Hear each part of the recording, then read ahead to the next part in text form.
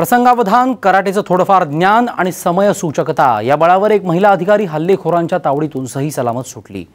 गडचिरोली जिल्हा परिषदेच्या परिसरातली ही घटना आहे। जीवावर बेतलेला प्रसंग परतवून लावताना या महिलेने जी हिंमत दाखवली त्याचं आता सर्वच स्तरातून कौतुक होत आहे। या आहेत अर्चना वानखेडे, जिल्हा परिषदेमार्फत राबवल्या जाणाऱ्या राष्ट्रीय ग्रामीण आरोग्य अभियानाच्या त्या प्रकल्प अधिकारी आहेत। 11 मार्च रोजी जिल्हा परिषदेच्या मुख्य कार्यकारी अधिकाऱ्यांनी बोलावलेल्या बैठकीला हजर राहण्यासाठी त्या गेल्या होत्या। बैठक संपायला उशीर झाला।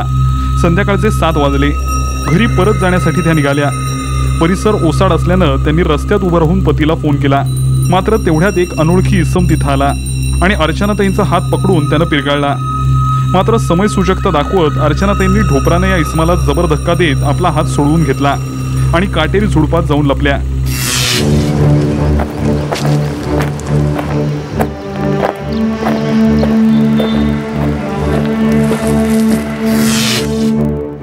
आरोपीनं शोधण्याचा प्रयत्न केला, मात्र अंधार असल्यामुळे त्याला ते शक्य झालं नाही। दरम्यान अर्चना यांनी अधिकाऱ्यांना मोबाईलवरून संपर्क साधला आणि तातडीनं मदत मागितली। पोलीस अधीक्षकांनी जराही विलंब न करता मदत पाठवली आणि ही महिला अधिकारी सुखरूप या संकटातून बाहेर पडली।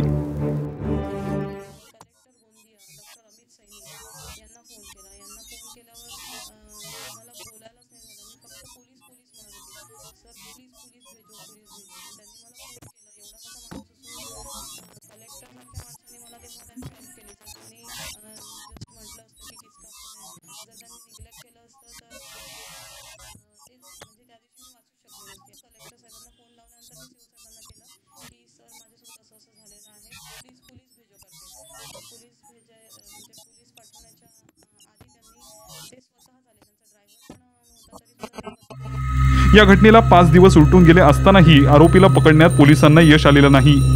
दरम्यान या प्रकरणी पोलिसांनी विनयभंग आणि हल्ल्याचा गुन्हा नोंदवलाय।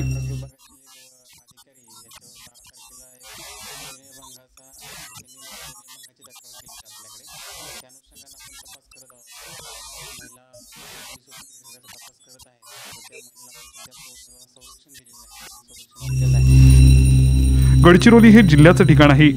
जिल्हा परिषद, जिल्हाधिकारी कार्यालय आणि पोलीस मुख्यालय ही तिन्ही महत्त्वाची कार्यालयं इथून हाकेरच्या अंतरावर आहेत। त्यामुळे परिसर गजबजलेला असतो। असं असतानाही एखाद्या गुंडानं महिलेवर हल्ला करावा ही सुरक्षेच्या दृष्टीनं अत्यंत गंभीर बाब ठरली आहे। कॅमेरामन अनिल ठाकरेसह संजय तुमराम, साम टीव्ही, गडचिरोली।